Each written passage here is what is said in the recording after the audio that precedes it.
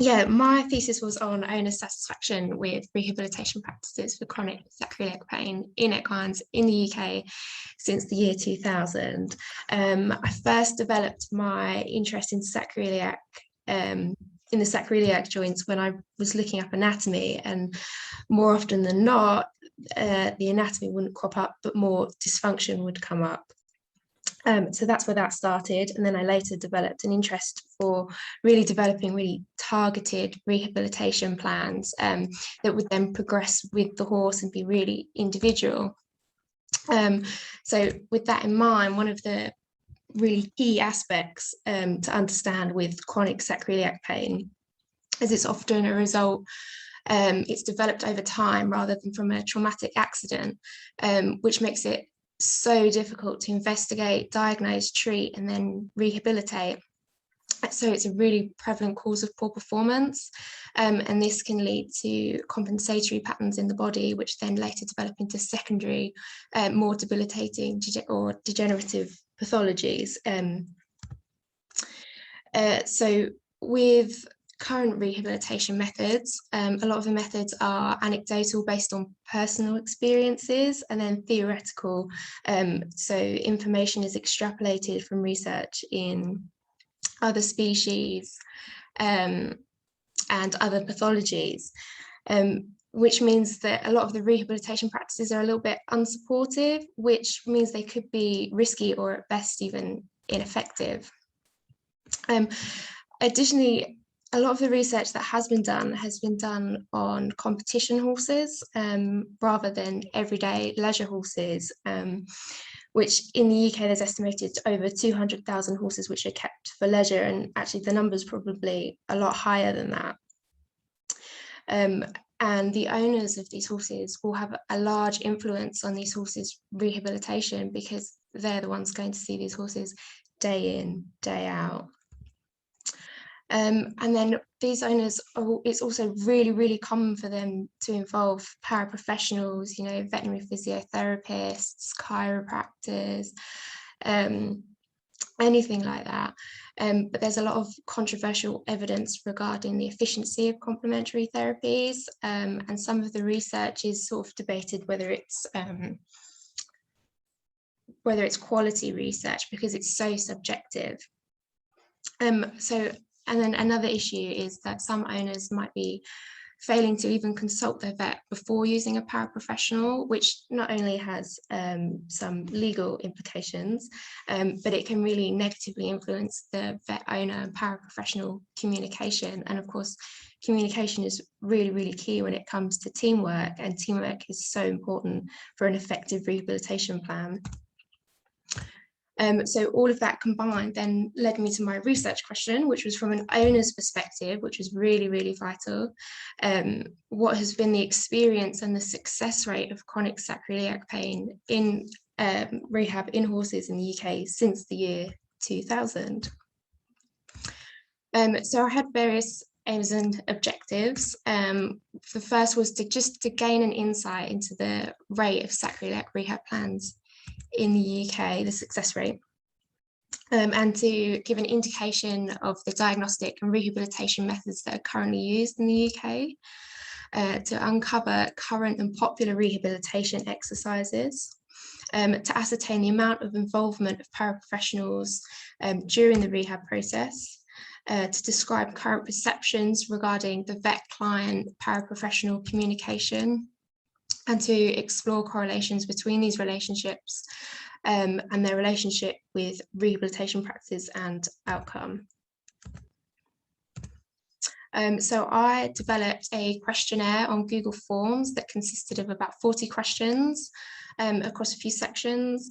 It took around 5 minutes to complete, and it was disseminated across 35 UK-based Facebook groups, which included a variety of disciplines, and the way they were kept and everything, lots of different Facebook groups.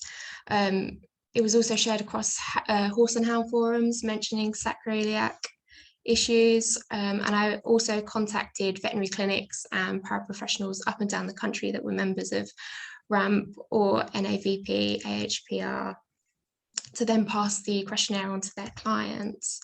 It remained open for 8 weeks and it had a reach of about 500,000 questions or more. So the responses were filtered, so it was only for UK residents over the age of 18, and the horses must have been diagnosed since the year 2000. In total, by the time all of the data was filtered, I had a total of 44 responses, which doesn't always sound like a lot in terms of studies, but this was a really, really niche area of study. So I was really pleased actually with the response that I did get. And it was analysed in SPSS. So the data was collected, it was recategorised where necessary, and I used cross-tabulations to examine relationships. I used the chi-square test of independence to determine any significant associations, and Spearman's rank correlations to describe the nature of the relationships found. And I had a confidence level of 95%. So who are the owners? So 65.9% of owners were within the age bracket of 18 to 44, which mimicked Facebook's 2 most popular age groups for users. So no surprise there. And then 93.2% claim to have over 11 years of experience, but some other studies have shown that experience doesn't necessarily correlate with knowledge. So vets and paraprofessionals may actually be the best to turn to. And the horses that were used instead that I collected information on, so over half of them were between the age of 5 and 9 years old. 31.8%, which was the largest group selected, were between 500 and 600 kilos. 75% were between 14.2 and 17.2, and the most popular breeds were warm bloods, cobs, thoroughbreds, and Irish sport horses.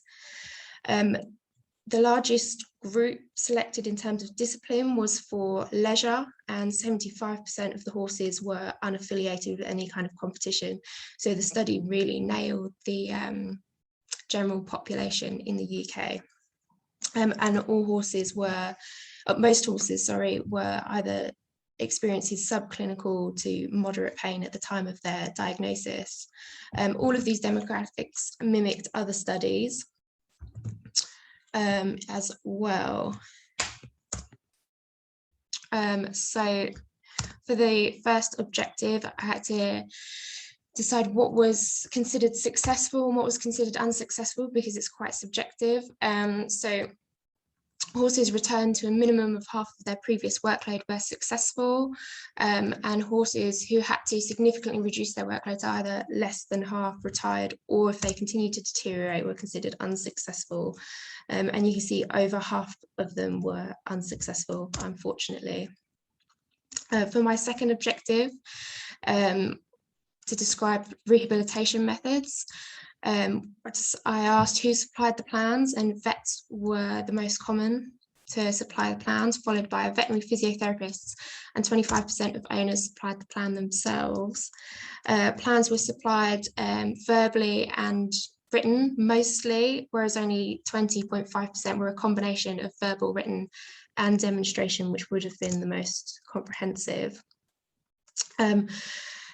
Additionally, paraprofessionals were 34% more likely to review progress regularly, either weekly, bi-weekly, or monthly than vets, but it might have just been the nature of their visits. You know, they often come out every 6 weeks or so often. But vets were definitely more likely to only review progress when an issue or a query came up. But ultimately, none of these factors were found to have a relationship with rehabilitation outcome. Those who felt like they had a good understanding of their rehabilitation plans, you would have thought would have linked with a more successful outcome, but actually I found a weak but significant correlation that was negative, meaning actually those who thought they had a good understanding were actually more likely to be less successful. And this could have been for a few reasons. It could have been the small population sample, or it could have been that owners just overestimated their understanding. Both would have led to statistical errors. To describe popular rehabilitation exercises, it was a multiple choice question. You can see carrot stretches, in-hand pole work, and hand walking were the most popular exercises used. And none of these actually linked with rehabilitation outcome, except for in-hand heel work, which was considered an unpopular exercise. It was just split 50-50. So the top 50% were popular, bottom 50% unpopular. So I took a closer look on the cross tabulations, and actually 88.9% of those who included heel work were unsuccessful. So actually, those who included in-hand heel work were 98.4% more likely to be unsuccessful than those who didn't include it. Why? Again, it might have been that working horses uphill caused an early fatigue during early stages of sacroiliac pain, which leads to further instability of the sacroiliac joint, whilst going downhill causes a disuse of the hind limb musculature, which would have caused further instability and therefore incorrect function of the sacroiliac region. For the next objective, I found that 93.2% of owners decided to include a paraprofessional for their rehabilitation, which was nice to see. I come from a therapist point of view. And the most involved paraprofessionals were veterinary physiotherapists, then followed by chiropractic or Mactimney manipulation, and then equine massage. But none of these linked to outcome. So we don't really know which techniques might have been more effective, but more studies need to know. But from this study, we can't conclude anything. And next, to explore the relationships between within the rehabilitation plans, it was a triad between owner, vets, and paraprofessionals. So 59% of owners were satisfied with their communication with their vet, and 91.2% of words used to describe vets were positive, the most popular of which were professional, friendly, approachable, and supportive. And then 75% of owners thought that their paraprofessional was either valuable or very valuable, which is a really positive finding. And 98.6% of words were positive in this case, but they were considered actually more reliable, compassionate, and approachable, and friendlier than vets. In terms of communication between vets and paraprofessionals, it was actually considered poor or non-existent in 52% of cases. So perhaps a little bit of room for improvement there. So 31.9% experienced conflicting opinions. 68.2% felt they had a team support, which was nice, and only 48% of owners felt their vet and paraprofessional actually had a good relationship, but none of these statistics correlated with outcome. So overall, the use of paraprofessionals is very, very popular, and because they're so popular, it brings about the question is, should they be regulated better? And another takeaway point is that a positive experience doesn't necessarily lead to success, but a way to combat this might be that owner education through better communication might enable owners to apply better knowledge and make better choices in their day-to-day care of their horses. Owners were satisfied with their vet and paraprofessional involvement, which was great, but it might be that communication could be better, particularly between vets and paraprofessionals themselves, perhaps some direct communication rather than through the owners, which was found quite a lot. And in-hand heel work should be carefully considered at early stages, as well as ridden heel work as well. But kinetic and kinematic research should be carried out more in regards of heel work as well as with the sacroiliac joint, but of course it's very, very hard to study. The joints are so deep within the horse's musculature and pelvis. But overall, if you could take anything away from my study, it would be to encourage owners, veterinarians and paraprofessionals to work cohesively to increase equine welfare, owner satisfaction, and develop healthier relationships between owners, vets and paraprofessionals.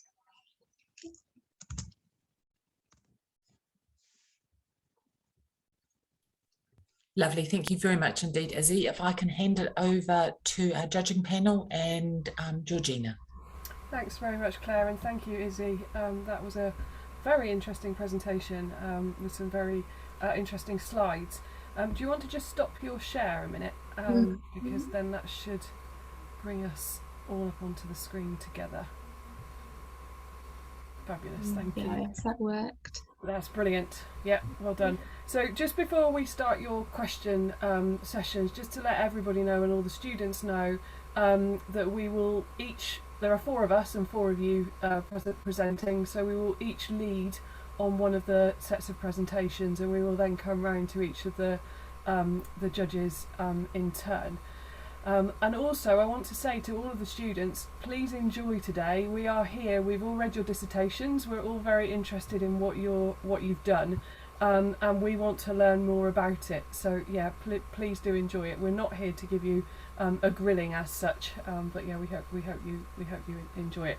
So our first, the person who's going to lead on your questions is Liz. So Liz, would you like to come up and start the question process, please? Yes, hello Izzy, and first of all, very well done. I thought that was a super presentation. I particularly like your summing up and questions at the end. And also I thought your thesis was very well written. I really enjoyed reading it, so well done on that too. It's certainly a very topical subject at the moment. I think particularly the communication between the 3 members of the triad is particularly topical. Just diving straight in on some detail, you talked about dissimilar management practices between leisure and professionally kept horses, bearing in mind this study mostly featured leisure horses. Can you tell me what you meant by that, about the dissimilar management practices? Maybe an example of what you mean? So I think a lot of leisure horses are more considered as family members or pets. They're often doted on, especially a lot more than competition horses. So their routines might be, their routines are likely to be very, very different from competition horses who will probably have a very strict structure. They will probably be exercised quite a lot more as well, vigorously. Obviously, a lot of the time with the aim to reach competition goals or reach a particular level. Whereas leisure horses aren't under that sort of pressure. Yeah, so there's also differences in feeding management, housing. Yeah. Did you feel that made the outcome more likely to be unsuccessful with the leisure horses? Possibly. It's really hard to say. I wouldn't want to speculate based on my study.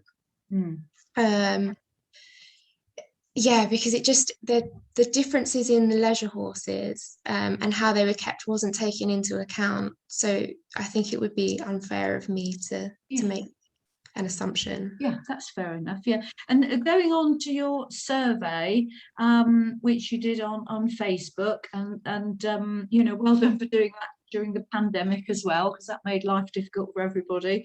But a lot of, obviously, the responses, things like pain and improvement, are quite subjective. How did you make sure that you were consistent across all the responses when you came to analyse them? So every time I offered a set of answer choices, I gave a description, a more objective description underneath each answer choice, so that the answers could be better regulated. So, for example, those when I asked how well paraprofessionals and vets communicated, instead of it being well, very well, not well, neutral, and like that, which would have been really subjective, I gave a description. So it was either they work extremely well together, communicated often and directly, and were often on the same page throughout.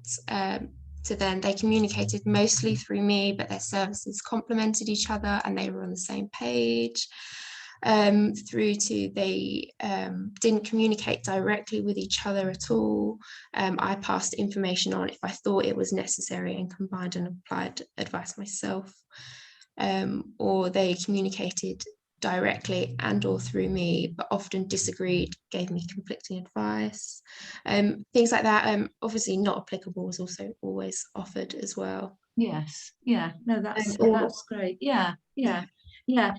From a commercial point of view, obviously you've done an awful lot in the survey already, but was saddle fitting something you felt was relevant here? It wasn't included. Sorry. No, I just think saddle fitting and the dreaded subject of rider weight as well, but perhaps we shouldn't go there now, but certainly saddle fitting.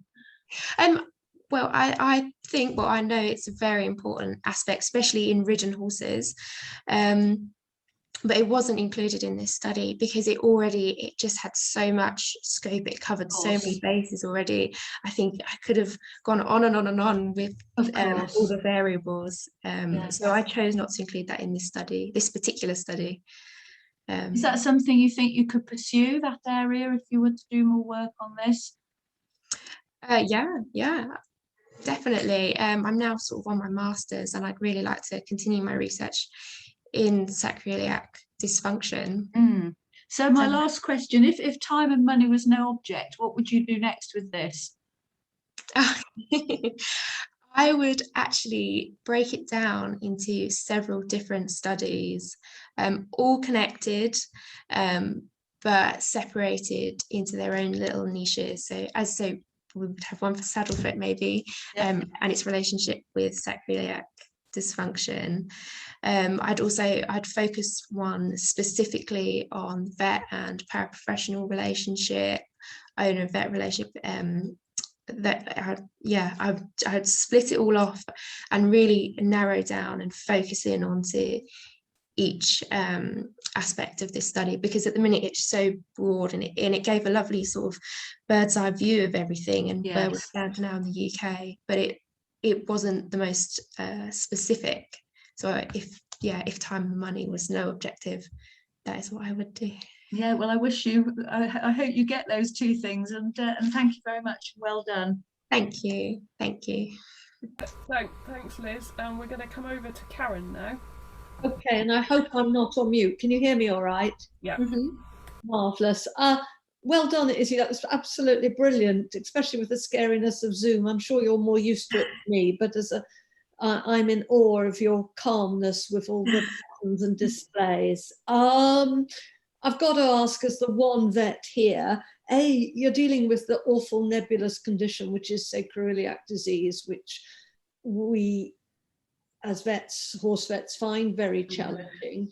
But I was distraught by the lack of communication between vets and paraprofessionals and the scary high figures of our inadequacies communication-wise. So where do you think everyone's going wrong? What should we be doing? A bird's eye view. Top 3 things we should do to improve. Well, the first thing I'd like to point out is this was all from an owner's perspective. So it was one perspective. It's just how they see it, and how these people in one study saw it. So I don't know why the figures were so high. There has been a study regarding vets' attitude with complementary therapies, and overall it was really, really positive. So I don't see any reason why vets, and from personal experience as well, vets have always been very supportive of complementary therapies. So I don't know why it was so high. It might have been actually through lack of owner communication with their vet to their paraprofessional. I think it was the lack of communication that was probably the biggest factor. And yeah, why, if owners weren't communicating their use of complementary therapists to their vet, then their vet probably felt like they couldn't make informed decisions and advice for their owners. It might have been that some owners might have gone behind the back of the veterinary of the vet, which could have caused some tensions. And I know a lot of complementary therapies are really unregulated at the moment, but I think changes are coming soon. I think where complementary therapies aren't very regulated, that might also be causing some of the tensions. All in all, I think it comes, I know you asked for the top 3, what we could do to improve that, but really I think it just comes down to communication. There really seems to be a bit of a barrier there. The owner is the link more often than not between the paraprofessional and the vet, and perhaps maybe there should be more direct contact between the paraprofessional and the vet. Yeah. Should really be shared decision making, and yes, it is really hard when sometimes I feel like piggy in the middle, but I'm sure you as the physiotherapist would feel absolutely the same, and it can be very difficult to work out what is appropriate and how well regulated, and to me any clarity and improvement on regulation would be really welcomed. But well done on a very sensible diplomatic answer. I thought it was a really, really interesting project. Should I hand you back to George for some more questions elsewhere? I'm a bit hazy on the timing, George. Yeah, no, that'd be good. Thank you, Karen. And on to me now, and then Katie will come after me, Izzy. So one area that I'd like to pick up on is, you talked about the popular and unpopular exercises, and you've split them. I'm wondering whether the unpopular exercises, were they unpopular? Was it due to the client's understanding of them? Was it due to their ease? Can you expand on that a little bit? So when our owners were asked about rehabilitation exercises that they used, they were literally the exercises that they actively used in their plans during their rehabilitation journey. It wasn't what they were advised or what they preferred or what they felt helped. It was just what they did or did not use, and it was multiple choice as well, so obviously you wouldn't just use one exercise, of course. So a lot of them overlap. Yeah. Okay. And I think the other thing that I found quite interesting was, which I just want to pick up on as well, is the word association that you used within the questions that you asked. So you talked about word association. Can you just tell us a bit more about that? I can, yeah. So right at the end of the study, owners were asked to select a list of words that they felt accurately represented their view of their vet and also their paraprofessional. It was the same list of words for their vet and their paraprofessional, and they could select as many or as little as they liked. Words it was an even drop, so 50% of the words supplied were positive and the other 50% were negative, and they were given direct opposite. So with friendly, we had unfriendly, professional, or unprofessional. And there was also an option for them to add any words that they felt were more appropriate, but nobody added any more words. Okay. And my analysis was based on how many people selected what words. Okay, thank you. Okay, I'm going to pass over to Katie now, just for the last lot of questions. Thank you, Izzy. Thanks, George. Well done, Izzy. Really interesting project. I wanted to just commend you actually for giving the reach of your social media and listing the Facebook groups that you actually targeted in your report, because there were a lot of entries in the competition that didn't do that. So that was definitely a tick in the box. So well done for doing that. When you classified your exercises as popular and unpopular, it looked like the threshold between popular and unpopular was around about 40%. Did you have a particular reason for sort of putting it there, or is there a precedent from other studies that if 40% or more people use it, it's popular, or how did you come up with that figure? So there was an even number of exercises given, and then after it was all taken, it was all of the exercises were put in order from the most popular to the least popular, and it was literally just cut straight down the middle depending on where it's set. So for the sake of the study, it was called popular and unpopular, but that's not to say it was unpopular as in the respondents considered them unpopular. It was just simply what they used in their rehabilitation plans, and the top 50% were the most popular, therefore the remaining were considered popular. But it was, yeah, split directly through the middle. So I think on either side there was 1, 2, 3, so there was 6 exercises either side of the options given. Okay, so it was a ranking rather than a... Yes, sorry, a ranking. Popularity, yeah. No, that's cool. That's helpful, thank you. Looking back now, with benefit of hindsight, as ever with studies, would you be happy with your categorisation of successful and unsuccessful? And would you consider putting in any extra categories at all? I think I would, if I sat down and reconsidered it. There are changes that I would make. Oh, sorry, I've just nearly lost you. Yeah, I think that, so I had 3 answer choices fell into successful, 3 fell into unsuccessful, and then obviously those who hadn't finished their rehabilitation plan were excluded. And again, as I explained before, in terms of the successful and the unsuccessful outcomes, a description was given, so it was more objective and less subjective. Obviously it's subjective in nature anyway, but I did the best I could to limit that.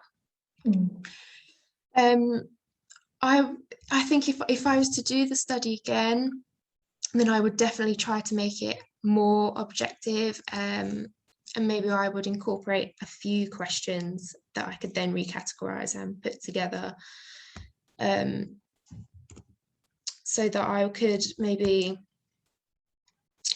ask how quickly did your horse come back into work, then ask how many hours did they come back to work for, and then categorize it from there, using more objective analysis, I think.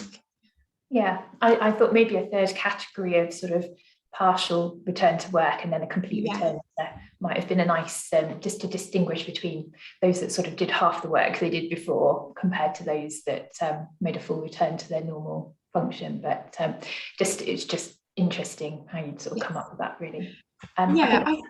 Sorry, go on. Sorry, I was going to say, I think, one of, obviously, as you've seen, I had a similar answer, but not quite the same. And it was just that my horse has sort of recovered with management, can take part in half of their previous workload.